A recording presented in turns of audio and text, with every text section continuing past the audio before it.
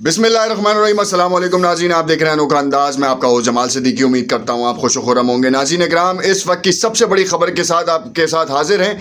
वो है जनरल फैज़ हमीद की रिटायरमेंट के हवाले से। 10 दिसंबर आखिरी दिन है। अब बाकायदा तौर पर काबीना की तरफ से भी दस्तखत कर दिए गए हैं और अब नया चैप्टर खुलने जा रहा है। उनका सियासी महाज तैयार है और सियासत में क्या हिस्सा लेंगे, क्योंकि इस वक्त कहना कबल अस वक्त है, क्योंकि अभी भी वो अपने ओहदे से सुबकदोश नहीं हुए हैं।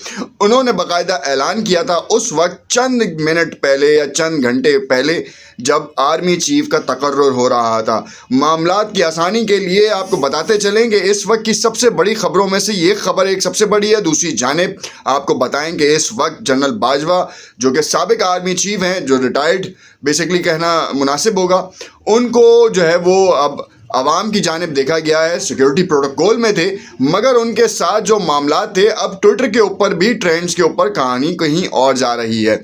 असम्बलिया तहलील होने के मामले के ऊपर परवेज़ इलाही ने जो 2 इंटरव्यूज़ दिए हैं, उसमें कुछ और कहानी है। पीटीआई का मकसद, पीटीआई की फ़िलॉसफी से हट के क्या वो बयान था, या फिर परवेज़ इलाही काफ़ी अरसे से इंटरव्यूज़ से दूर थे, किनारा कशी इख्तियार की हुई थी, किसी भी कॉन्स्पायरेसी में का हिस्सा बनना नहीं चाह रहे थे, पढ़ना नहीं चाह रहे थे।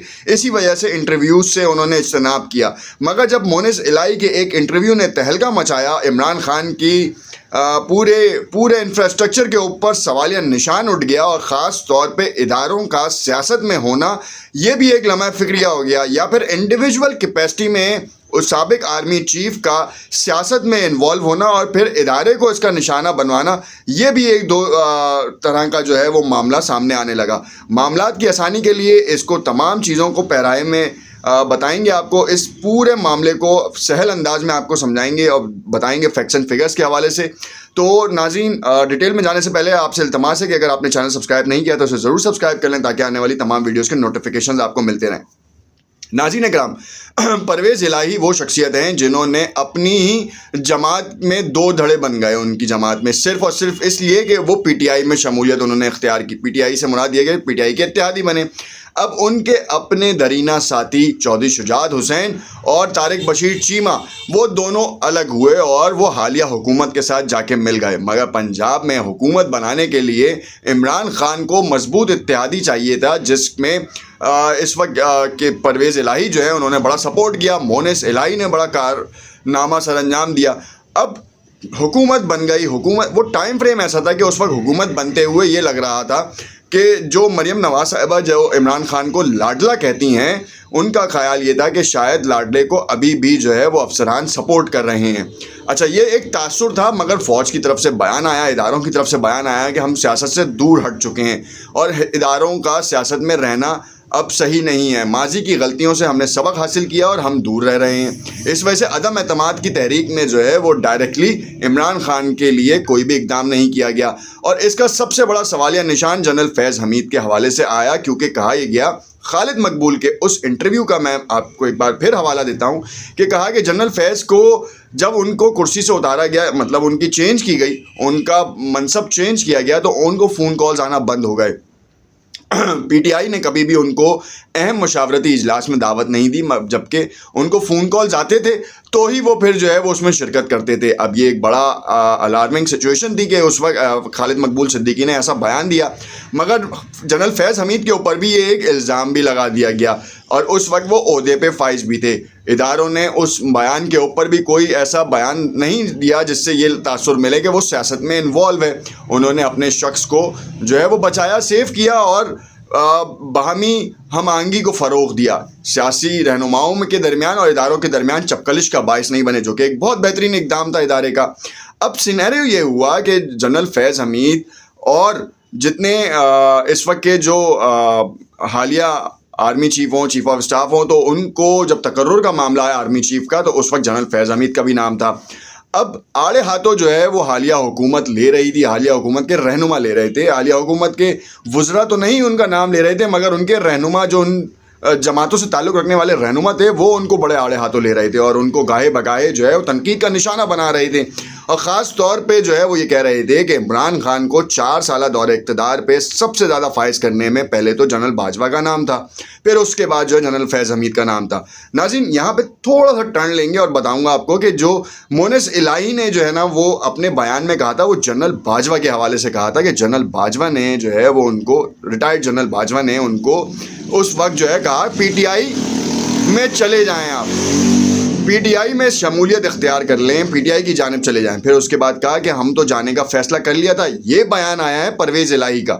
پرویز الہی جو ہے وہ جملوں کی نزاکت کو نہیں سمجھ رہے تھے، انہوں نے بیان داغنے شروع کیے۔ بس یہ بیان کیا سامنے آیا، پھر تو اس کے بعد پی ڈی ایم کے رہنما ہوں یا پھر وہ صحافی جو کہ پی ڈی ایم کی جماعتوں کی طرف رہے ہیں یا ان کا جو تجزیہ ہے وہ ان کی طرف ملتا ہے، انہوں نے تو بڑے آڑے ہاتھوں لیا، خاص طور پہ مونس الہی کے اس بیان کو بھی اور پھر پرویز الہی کے بیان کو بھی۔ اور پھر یہ تاثر دیا گیا کہ عمران خان جو ہیں وہ لاڈلے تھے، انہوں نے ملک کا بیڑا غرق کر دیا۔ نیریٹو جو ہیں وہ بلڈ کیے جا رہے ہیں باقاعدہ طور پر پی ڈی ایم کے رہنماؤں کے پاس، جیسے عمران خان نے اپنا نیریٹو بلڈ کیا، اس کو توڑنے کے لیے انہوں نے یہ اپنا نیریٹو بلڈ کیا۔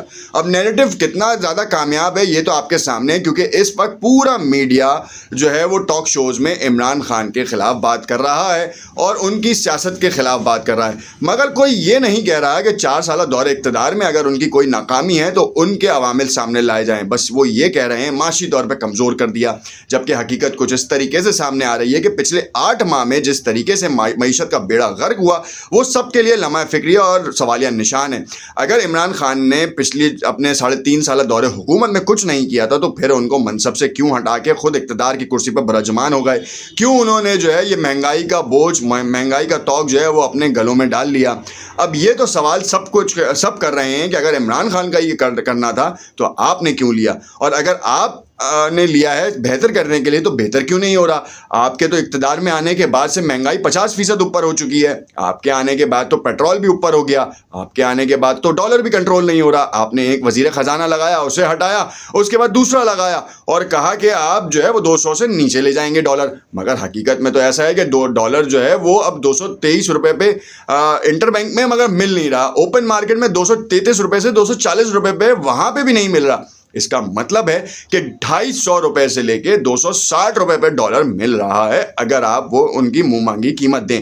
اسی طریقے سے یہ معاملہ اتنا زیادہ گمبھیر صورتحال اختیار کر گیا ہے کہ اب بات یہ آ رہی ہے کہ جنرل فیض حمید جو ہیں انہوں نے ریٹائرمنٹ کا اعلان کیا، ان کے اعلان کے بعد جو ہے وہ کمیٹی تشکیل دی گئی، کمیٹی نے باقاعدہ اپروول کے لیے بات چیت کی گئی، اظہر محمود ہوں یا پھر جنرل فیض حمید، اور ان کے بارے میں اب سے کچھ دیر پہلے ہمیں اس بات کی اطلاعات ملی ہیں کہ 17 افراد کا جو ہے وہ دستخط لیا گیا ہے اور ان کی ریٹائرمنٹ کے بارے میں اقدامات کیے گئے ہیں، اور 10 دسمبر ان کا آخری دن ہوگا۔ اب اور بریکنگ نیوز یہ ہے کہ وہ سیاست میں انوالو ہو سکتے ہیں یا پھر بیک ڈور چینل سے وہ کیا پاکستان کے خفیہ اداروں کے ساتھ جو ہے وہ اپنے تعلقات استوار کر کے ان میں اپنی خدمات انجام دے سکتے ہیں، کیونکہ اس وقت ایز اے کنسلٹنٹ تو وہ جا سکتے ہیں، مگر اب انہوں نے ریٹائرمنٹ کا اعلان کر دیا، کیونکہ منصب جتنا بڑا ایک رینک تھا اس کے بعد ان کے پاس کوئی رینک آ نہیں سکتا۔ ان کی ریٹائرمنٹ اگلے سال تھی مگر انہوں نے قبل از وقت ریٹائرمنٹ لی اور اب سے کچھ چند ماہ کا جو ہے وہ حساب کتاب ہے ان کا۔ اب وہ چند ماہ کا حساب کتاب جو ہے وہ سیاست میں کس طریقے سے انرول ہوتا ہے یہ تو اب سے کچھ دنوں بعد پتہ چلے گا جب وہ منصب سے ہٹیں گے، کیونکہ 20 دسمبر وہ تاریخ گردانی جا رہی ہے جب عمران خان کہہ رہے ہیں کہ اسمبلیوں کا جو ہے اب پورا فل اینڈ فائنل ہو جائے گا۔ اب اگر اسمبلیاں صوبائی اسمبلیوں سے وہ اپنا استعفیٰ دیتے ہیں تو کیا جنرل اسمبلی کے اوپر جو وفاق ہے بیسکلی اس کے اوپر کوئی افیکٹ پڑے گا؟ کیونکہ 66% نشستیں خالی ہو جائیں گی۔ پنجاب اور کے پی کے کی نشستیں ملائیں تو پورے پاکستان کی 66% نشستیں خالی ہیں۔ تو ایک آئینی طور پر جو ہے وہ معاملہ ایسا نہیں ہے، مگر ایک اوور آل اسٹرکچر اگر آپ دیکھیں، اوور آل اسٹیبلٹی اسٹرکچر دیکھیں تو پھر یہ ضروری ہو جاتا ہے کہ جنرل الیکشنز کو لانچ کیا جائے، اور جنرل الیکشنز کو لانچ کرنے کا مطلب یہ ہے کہ پھر آپ پورے ملک میں انتخابات کی تاریخ دیں، اور یہ انتخابات اس وقت کامیاب ہو سکتے ہیں یا اس وقت ہو سکتے ہیں جب آپ انٹرم گورنمنٹ 90 دن کی آئے، مگر ایسا تو دکھ نہیں رہا۔ یہ معاملہ تو اپریل تک جا رہا ہے، مارچ میں جو ہیں وہ اس وقت رمضان المبارک ہیں۔ خیر مارچ کا بھی ہم نے آپ کو بتایا تھا صبح کہ مارچ میں بھی ہو سکتے ہیں، رمضان المبارک میں بھی ہو سکتے ہیں، مگر یہ جو بدلتی سیاست کا رنگ ہے نا وہ اب ایسا لگ رہا ہے کہ یہ انتخابات اگست میں ہی ہوں گے۔ چاہے آپ کچھ بھی کر لیں، جنرل فیض حمید اگر سیاست میں بھی آ جاتے ہیں، یہ تاثر دینے کی کوششیں کی جا رہی ہیں آپ کہ جنرل فیض حمید اگر سیاست میں آتے ہیں تو اس وقت کی حکومت کے لیے بڑے معاملات خراب ہوں گے۔ جنرل باجوہ کے جو معاملات تھے ان کو صحیح کرنے میں اس وقت جنرل عاصم منیر جو کہ اب کے حالیہ آرمی چیف ہیں، ان کو بہت سارا میس کلیئر کرنا پڑے گا۔ اور یہ کوئی اور نہیں، ٹویٹر پہ بحث چل رہی ہے، ہم اپنے کچھ سوالات اور ان کے جوابات کو تلاش کرنے کے لیے ہم اس حد تک چلے جاتے ہیں کہ شاید ہمیں اداروں کا تقدس، چاہے حکومت کا تقدس یا شخصی تقدس، ہمیں پامال ہوتا ہوا نظر نہیں آتا، اور ہم اسی گھڑی جو ہے وہ کچھ بیرونی سازشوں کا شکار ہو کر اپنے ہی ملک کے لیے جو ہے مصیبتیں پیدا کرتے ہیں، یا اپنے ہی عوام کے لیے یا اپنے ہی اداروں کے لیے مصیبتیں پیدا کر رہے ہیں۔